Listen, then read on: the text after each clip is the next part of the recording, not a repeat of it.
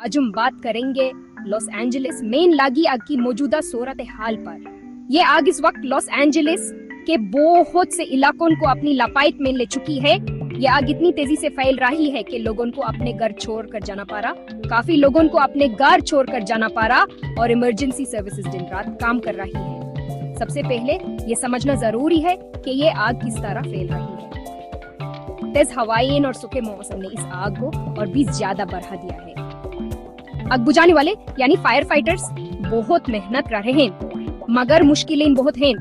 Los Angeles में कई इलाके मुकद्दर हो चुके हैं और लोगों को सेफ रहने के लिए तनबीह दी गई है। अगर आप लॉस एंजलिस में हैं तो अपनी लोकल अथॉरिटीज की गाइडेंस जरूर फॉलो करें। उनकी वेबसाइट्स और अलर्ट्स चेक करते रहें और जरूरी सामान तैयार रखें।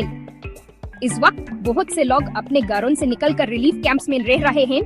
इमरजेंसी सर्विसेज और वॉलंटियर्स उनकी मदद कर रहे हैं। ये बहुत मुश्किल वक्त है, लेकिन एक दूसरे की मदद करना बहुत जरूरी है।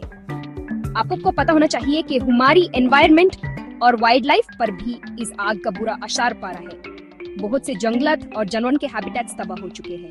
ह्यूमन एनवायरनमेंट की हिफाजत के लिए सोचना होगा और ऐसे हादसात को फ्यूचर में रोकने के लिए मेजर्स लेना होंगे। हाँ, ये वक्त मुश्किल है, लेकिन हमें उम्मीद नहीं छोड़नी चाहिए। इमरजेंसी टीम्स अपनी पूरी कोशिश कर रही हैं और हम सबको मिलकर इनका साथ देना होगा। जब भी कोई ट्रेजेडी होती है तो इंसानियत का असली रूप सामने आता है। आखिर में अगर आप किसी को मदद कर सकते हैं तो जरूर करें। रिलीफ फंड्स में डोनेट करें और अपने आसपास के लोगों को सेफ रहने में मदद दें। ये वक्त मिलकर लड़ने का है और उम्मीद है हम इस मुश्किल घड़ी से निकल आएंगे। तो दोस्तों, ये लॉस एंजलिस में लगी आग की मौजूदा सूरत है। सेफ रहें और अपनी और दूसरों की हिफाजत करें। शुक्रिया।